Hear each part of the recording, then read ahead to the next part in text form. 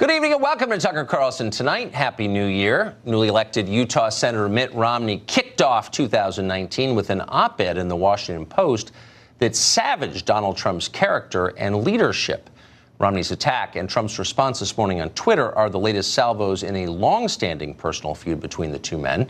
It's even possible that Romney is planning to challenge Trump for the Republican nomination in 2020. We'll see.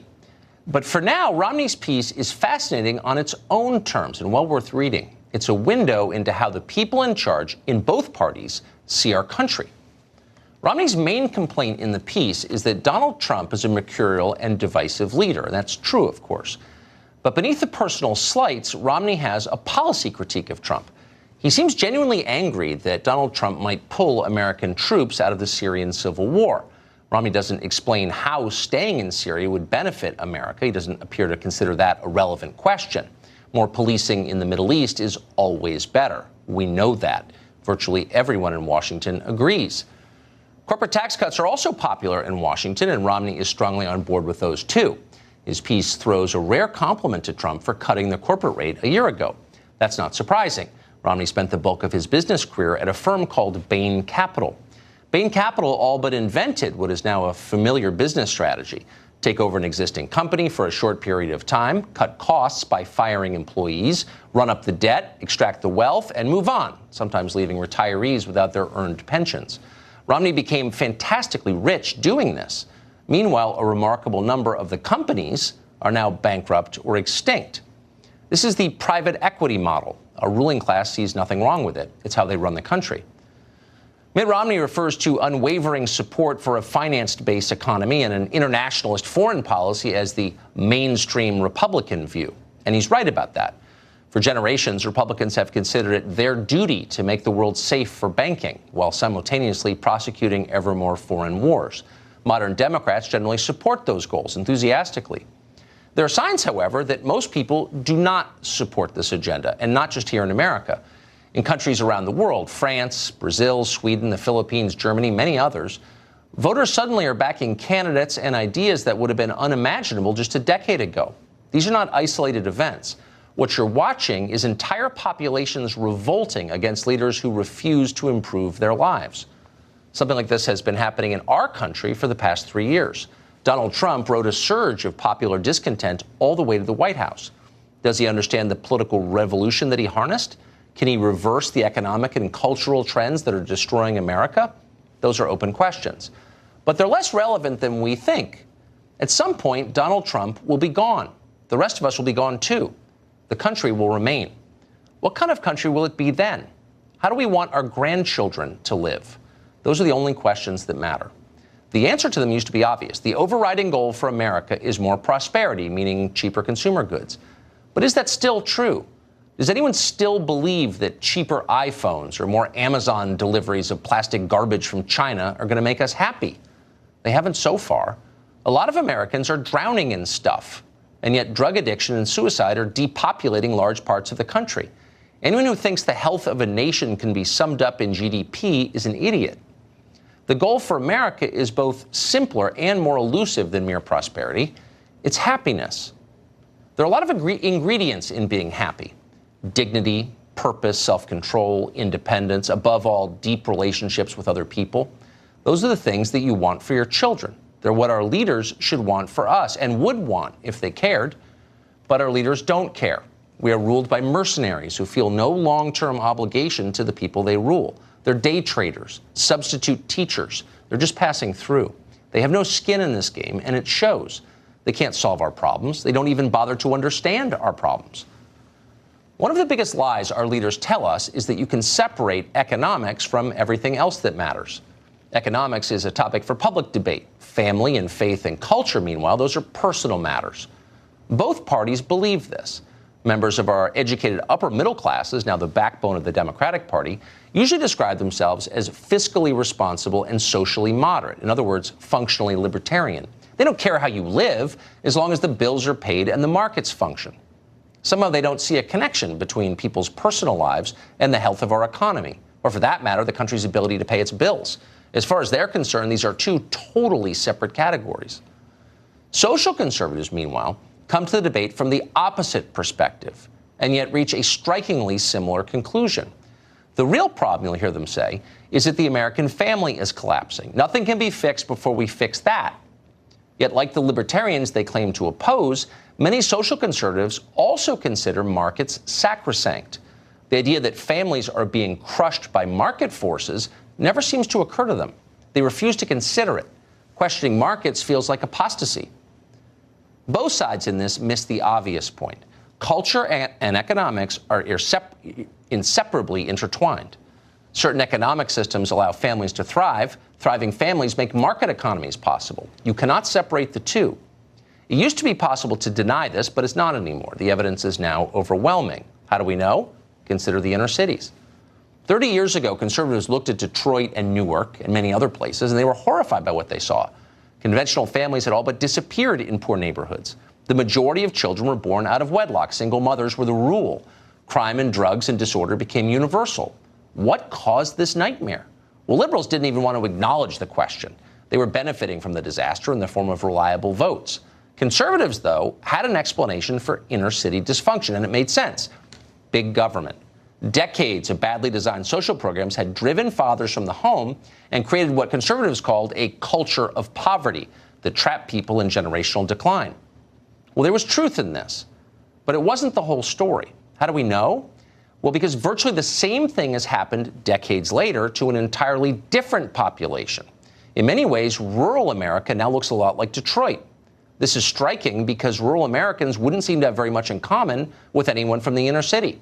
The groups have different cultures, different traditions, different political beliefs. Usually they have different skin colors. Rural people are white conservatives mostly. Yet the pathologies of modern rural America are familiar to anyone who visited downtown Baltimore in the 1980s.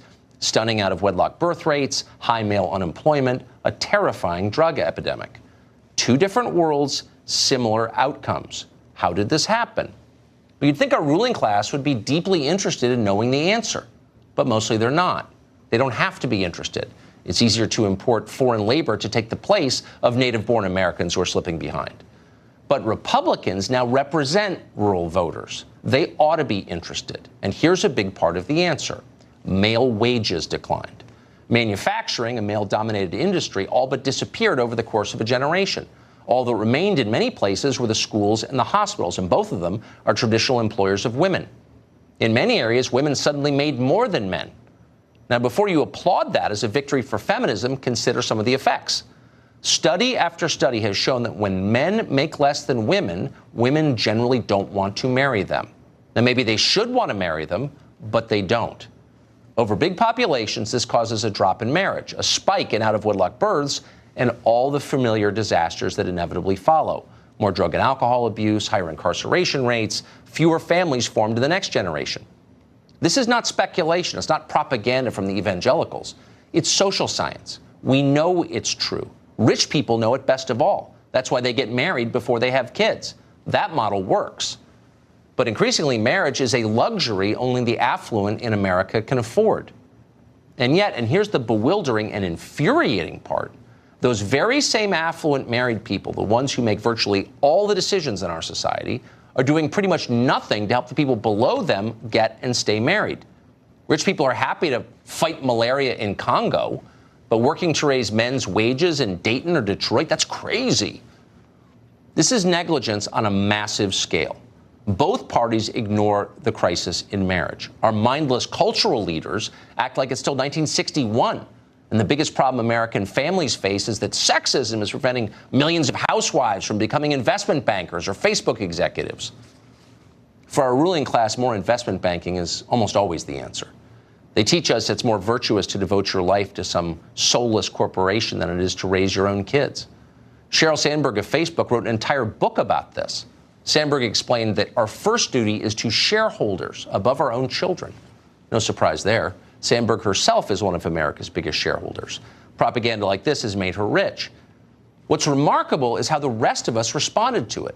We didn't question why Sandberg was saying this. We didn't laugh in her face at the pure absurdity of it. Our corporate media celebrated Sheryl Sandberg as the leader of a liberation movement.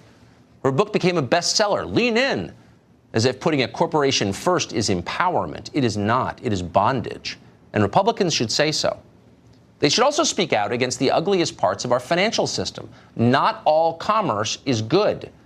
Why is it defensible to loan people money they can't possibly repay, or charge them interest that impoverishes them? Payday loan outlets in poor neighborhoods collect 400% annual interest. Are we okay with that? We should not be.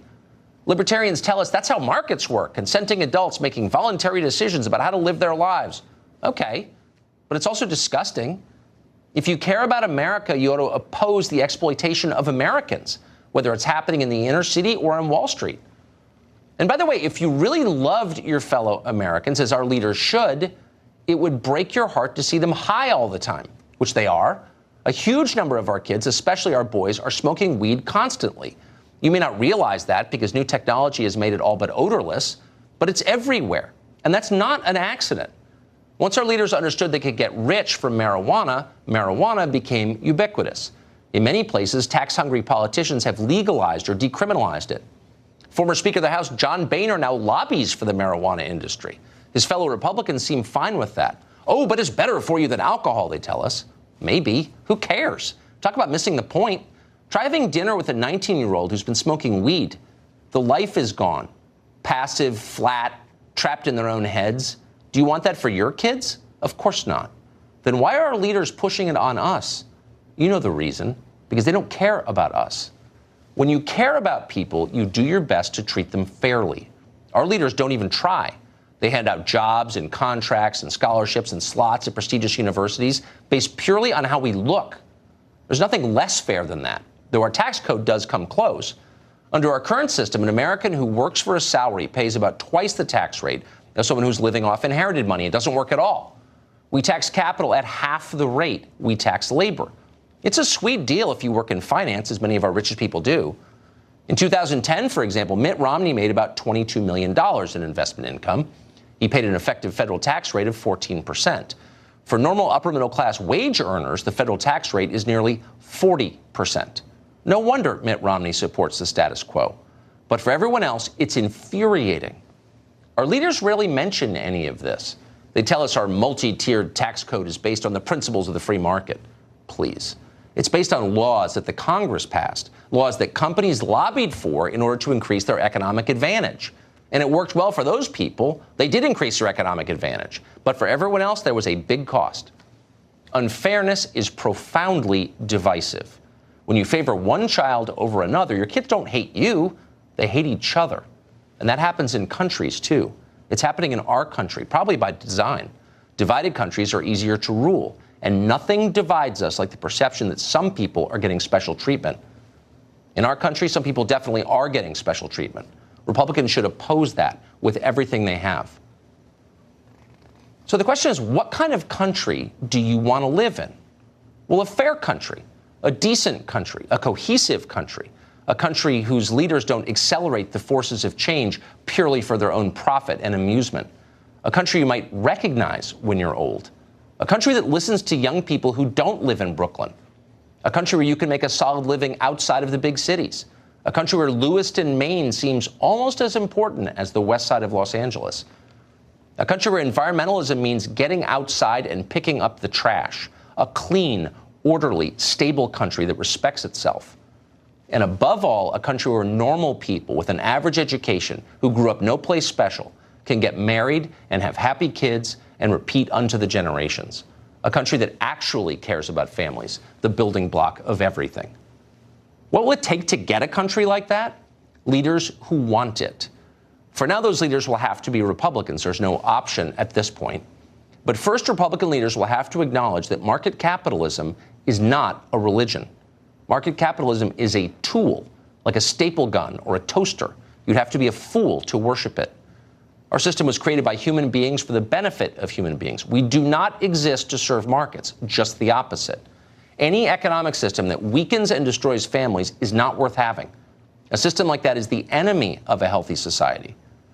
Internalizing all this will not be easy for Republican leaders. They'll have to unlearn decades of bumper sticker talking points and corporate propaganda. They'll likely lose donors in the process. They'll be criticized. Libertarians are certain to call any deviation from market fundamentalism a form of socialism. That's a lie. Socialism is a disaster. It does not work. In fact, it's what we should be working desperately to avoid.